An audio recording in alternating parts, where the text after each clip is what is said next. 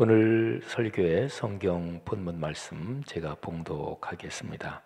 에베소서 4장 7절부터 12절까지입니다. 거룩하신 하나님의 말씀입니다. 우리 각 사람에게 그리스도의 선물의 분량대로 은혜를 주셨나니 그러므로 이르기를 그가 위로 올라가실 때에 사로잡혔던 자들을 사로잡으시고 사람들에게 선물을 주셨다 하였도다. 올라가셨다 하였은즉 땅 아래 낮은 곳으로 내리셨던 것이 아니면 무엇이냐? 내리셨던 그가 곧 모든 하늘 위에 오르신 자니 이는 만물을 충만하게 하려 하심이라. 그가 어떤 사람은 사도로, 어떤 사람은 선지자로, 어떤 사람은 복음 전하는 자로, 어떤 사람은 목사와 교사로 삼으셨으니 이는 성도를 온전하게 하여 봉사의 일을 하게 하며 그리스도의 몸을 세우려 하심이라. 아멘. 오늘 우리 교회에서는 추대 및 임직식이 진행됩니다. 오늘 오후 3시에 예식을 갖지요. 그리스도의 몸인 교회에서 거룩한 교단법에 따라 직분을 받아 섬기시다가 정년이 되셔서 이제는 명예장로, 명예권사, 명예안수집사님으로 추대되시는 분들에게 교회적으로 고마움을 표합니다. 그리고 이제 장로와 권사와 안수집사로 직분을 받아 섬기실 분들을 격려하며 세웁니다. 우리 교회가 추대하는 44분, 그리고 임직하는 72분, 그리고 이 모든 분들의 가족들에게 또 우리 교회 공동체 전체에 주님께서 주시는 복이 넉넉하기를 주의 이름으로 축복합니다. 교회는 사람들의 모임이지만 동시에 이 공동체에 삼위일체 하나님께서 함께 계십니다. 교회는 사람이라는 존재의 한계 때문에 불완전하고 약하지만 거룩한 영으로 임재하고 현존에 계시는 하나님 때문에 거룩하고 존귀합니다. 교회는 역사 속을 걸어가는 눈에 보이는 집단, 사회적인 모임이지요. 하지만 동시에 영원한 하나님의 나라를 향해서 복음의 말씀을 전하는 영적인 공동체입니다. 교회가 무엇인지를 알고 그 교회의 직분이 얼마나 귀한 것임을 깨닫는 것이 모든 직분자들의 가장 기본적인 복입니다. 대개 교회에 덕이 안 되는 사람들, 그러니까 자기 고집을 피우고 또 자기랑 친한 사람들끼리 그렇게 편을 짜고 또 자기 생각이 다 맞다, 이런 식으로 교회에 덕이 안 되는 사람들의 공통적인 특징은 교회가 무엇인지를 모르기 때문에 그러는 것입니다. 그러니까 교회의 인간적인 측면, 가시적인 측면만 알지 영적인 측면, 하나님께서 임재해 계신다, 이거를 모르니까 교회 안에서 방자하게 굴고 그리고 자기의 고집을 피우는 거지요. 교회가 무엇인지를 알고 그리고 그 교회를 섬기는 것이 모든 직분자의 가장 기본적인 복의 토대입니다. 오늘 설교에서 에베소서 4장의 말씀을 통해서 교회 공동체의 직분이 무엇인지를 함께 묵상하겠습니다. 오늘 제 설교 본문 바로 전에 에베소서 4장 1절부터 그리고 6절까지에 보면 사도 바울은 교회의 본질에서 아주 중요한 점을 말씀하고 계십니다. 성령이 임재하셔서, 그러니까 성령님께서 그리스도인들을 평화의 띠로 묶어서 하나의 신앙 공동체가 되게 하셨습니다. 그리스도인은 이 하나됨을 지켜나가는 사람들입니다. 이런 토대 위에서 오늘 설교 본문인 7절 이하의 가르침이 이어집니다. 그러니까 에베소서 4장, 여기는 교회에 대한 아주 중요한 가르침이고 에베소서 전체가 교회에 대한 참 감격스러운 가르침을 담고 있습니다. 자, 7절 이하의 말씀. 교회 안의 모든 직분은 한 분이신 주님 예수 그리스도께서 주셨다. 이런 내용이 축입니다. 그 주님은 사람의 몸을 입고 세상에 오신 분입니다. 십자가에 달려 죽음을 당한 후 부활하심으로써 사람들의 죄를 해결하셨고 그리고 하늘로 오르신 분입니다. 자, 에베소서 4장 7, 8, 9절 세 절 말씀에 귀를 기울여 보십시오. 우리 각 사람에게 그리스도의 선물의 분량대로 은혜를 주셨나니 그러므로 이르기를, 여기 그러므로 이르기를, 이거는 구약 성경을 인용한다, 이제 그런 얘기예요. 그러므로 이르기를, 그가 그리스도 예수께서 위로 올라가실 때에 사로잡혔던 자들을 사로잡으시고 사람들에게 선물을 주셨다 하였도다. 올라가셨다 하였은즉 땅 아래 낮은 곳으로 내리셨던 것이 아니면 무엇이냐. 자, 이 세 절 내용을 좀 설명해 드리겠습니다. 그리스도께서 그리스도인 각 사람에게 나름의 삶에 맞게 분량대로 은혜를 주셨습니다. 이것이 직분입니다. 그리스도 예수님께서 각 사람에게 주신 직분은 승리의 개선 장군이 사람들에게 선물을 나누어 주는 것과 같습니다. 예수 그리스도는 이 세상에서 사람의 몸을 입고 사역하시면서 죄악의 세력을 꺾으시고 최종적으로 승리하셨습니다.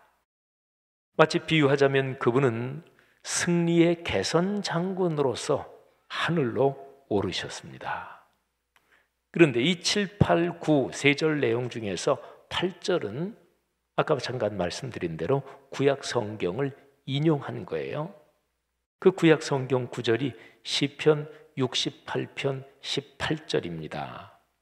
그러니까 시편 68편 18절 그리고 에베소서 4장 8절, 이거는 이제 인용한 구절로서 짜게 되는 거죠. 그런데 이 구절이 조금 달라요. 한번 어떻게 다른지 보시기 바랍니다. 자, 두 구절. 시편 68편 18절을 제가 먼저 읽어드립니다.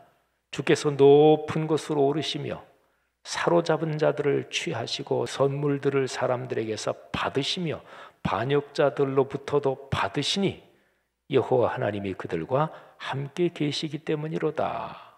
아멘. 그 다음에 에베소서 4장 8절.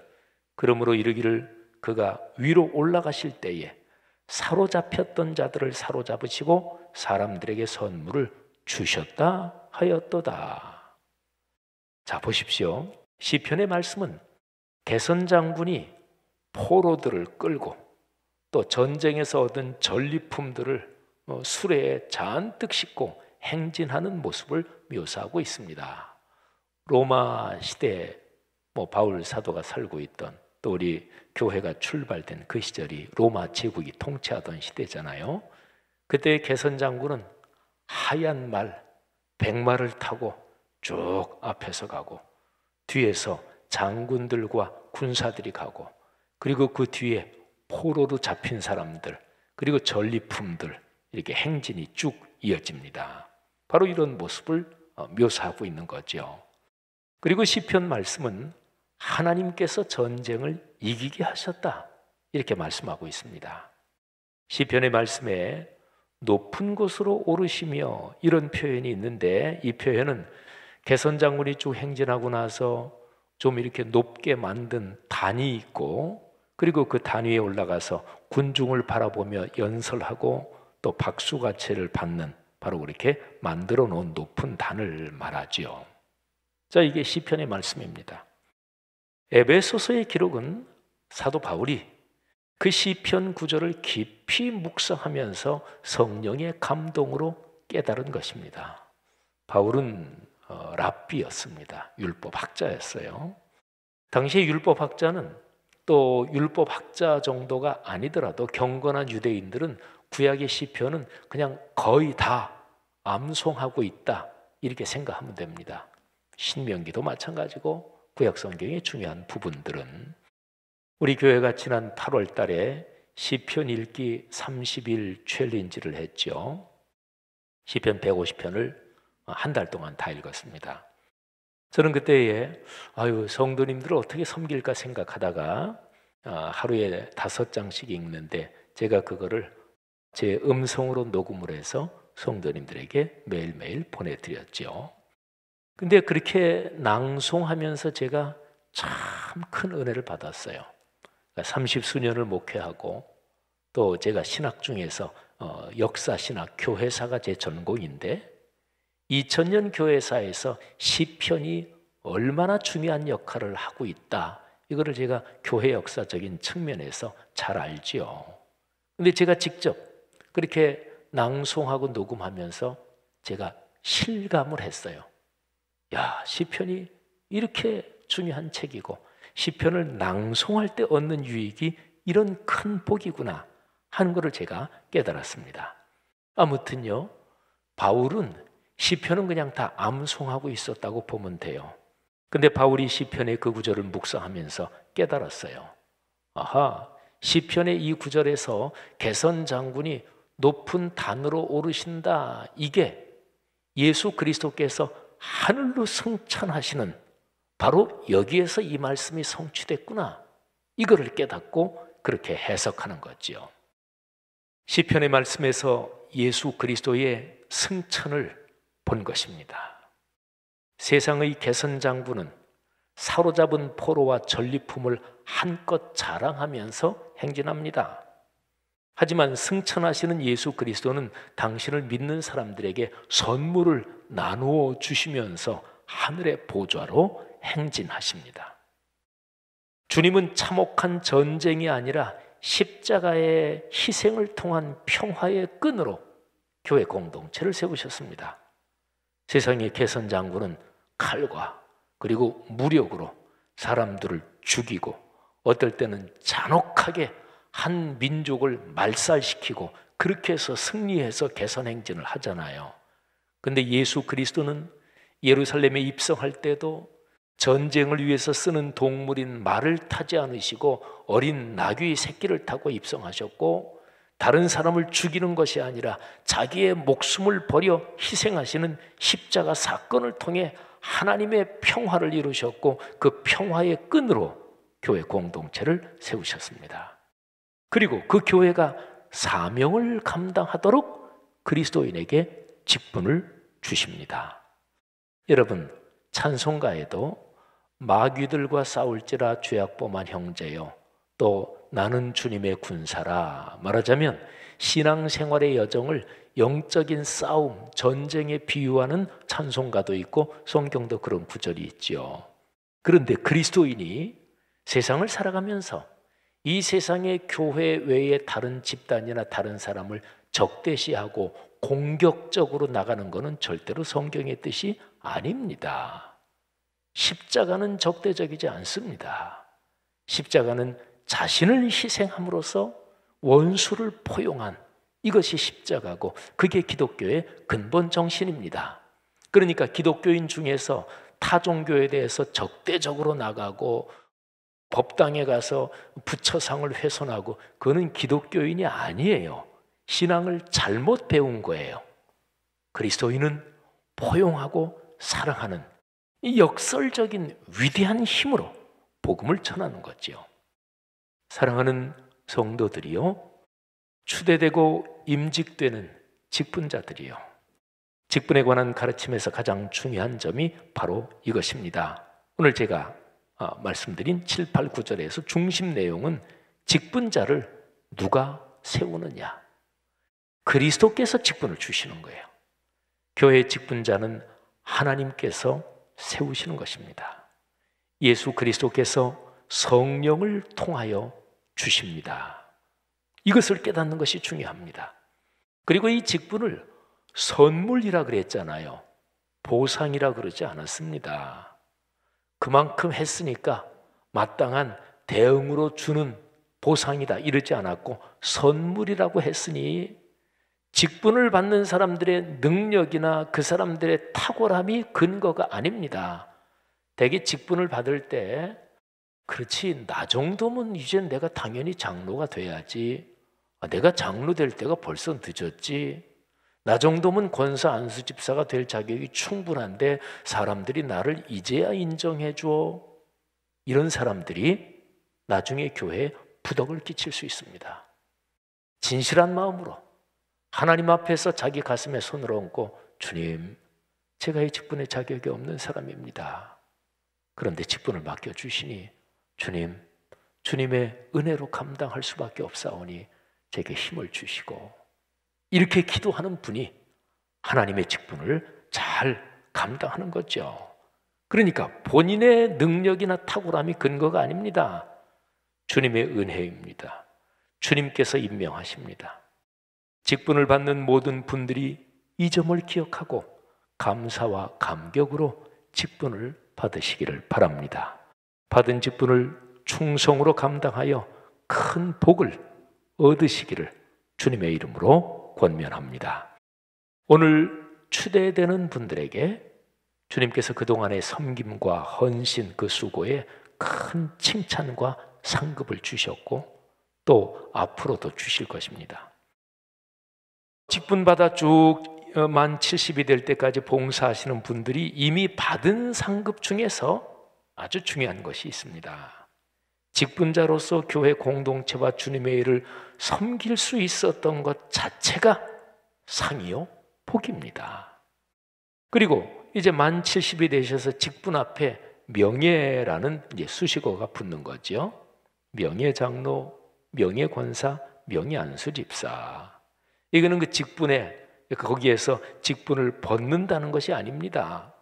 교회가 사람들의 모임이기 때문에 제도적인 면이 필요하고, 그래서 교회의 제도에서 조금 뒤로 물러나서 후배들이 잘 일할 수 있도록 격려한다는 것입니다. 장로와 권사와 안수집사의 그 직분에 담긴 사명은 하나님 나라 갈 때까지 이어집니다. 자, 오늘 우리가 묵상하는 에베소서의 본문에서 직분에 관해서 하나 더 배울 것이 있습니다. 자, 먼저 배운 것은 직분은 하나님께서 세우신다, 이것이죠. 자, 하나 더 배울 것이 있습니다. 주님께서 교회의 직분자를 세우시는 목적이 무엇인가 하는 점입니다. 자, 에베소서 4장 10절부터 12절 말씀을 한번 들어보십시오. 내리셨던 그가 곧 모든 하늘 위에 오르신 자니 이는 만물을 충만하게 하려 하심이라. 그가 어떤 사람은 사도로, 어떤 사람은 선지자로, 어떤 사람은 복음 전하는 자로, 어떤 사람은 목사와 교사로 삼으셨으니 이는 성도를 온전하게 하여 봉사의 일을 하게 하며 그리스도의 몸을 세우려 하심이라. 아멘.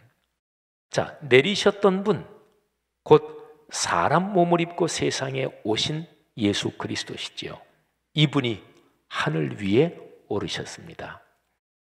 신약 성경에 예수님에 대해서 얘기할 때 내리셨던 분, 오르신 분, 그러니까 세상에 오시고 그리고 승천하시고, 이게 중요한데 이게 많이 나와요. 근데 이유가 있습니다.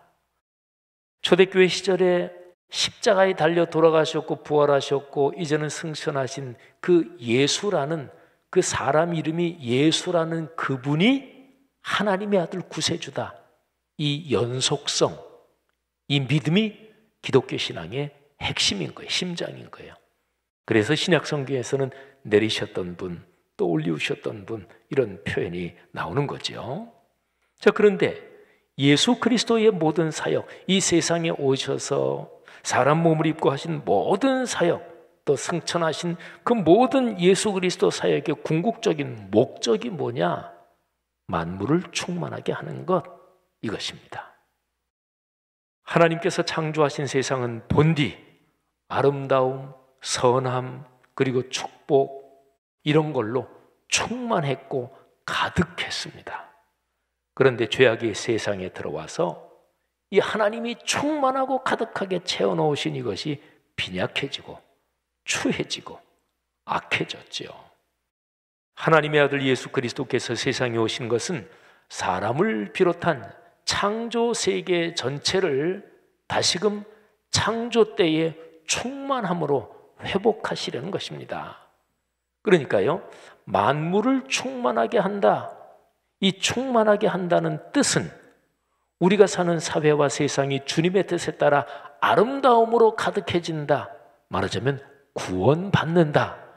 이 표현이 에베소서 또는 골로새서, 성경 여러 다른 표현에서 만물을 충만하게 한다.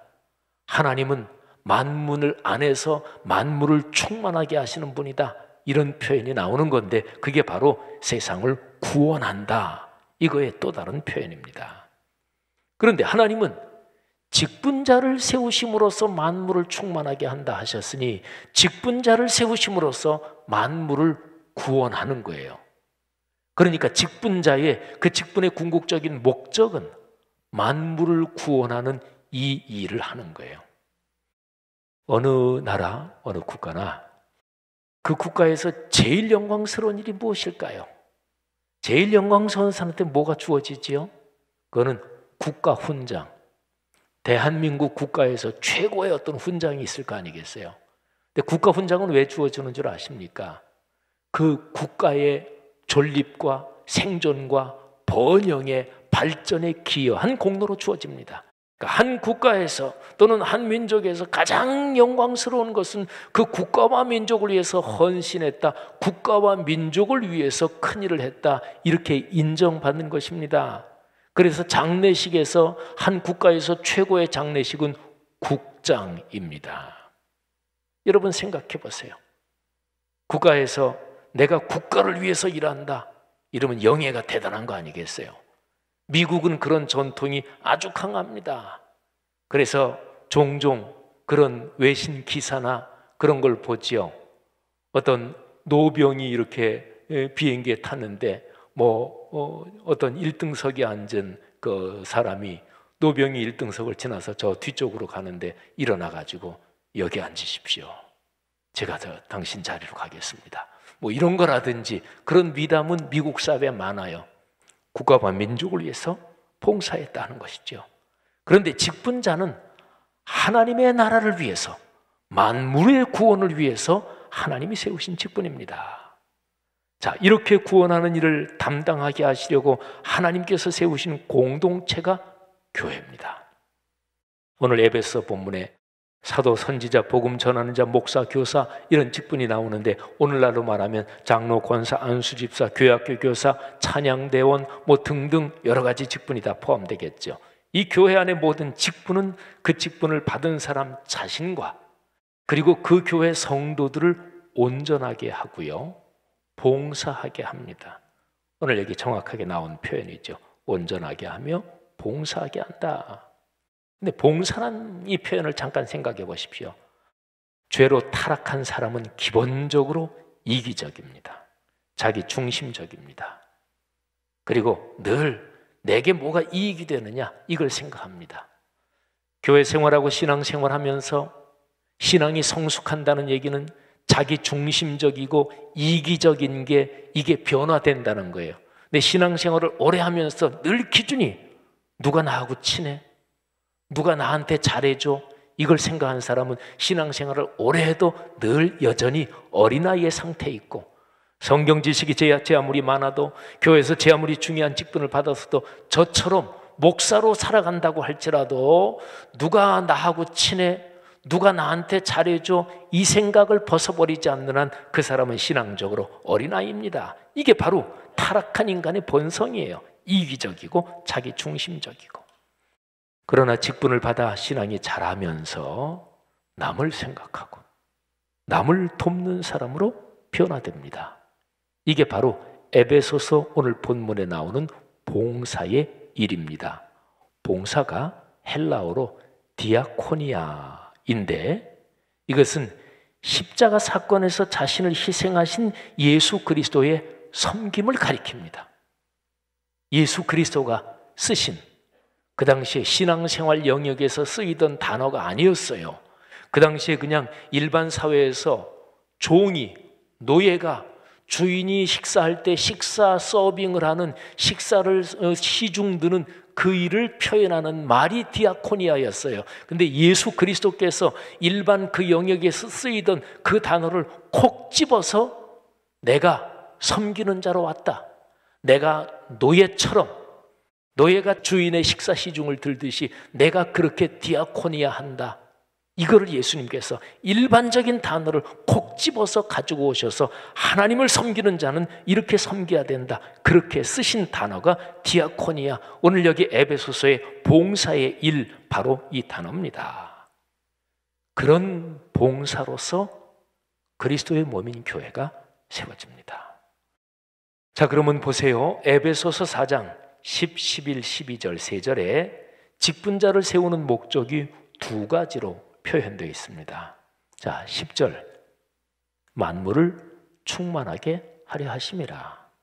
12절 그리스도의 몸을 세우려 하심이라. 이걸 잠깐 보세요. 이 두 가지가 뗄 수 없이 연결되어 있습니다.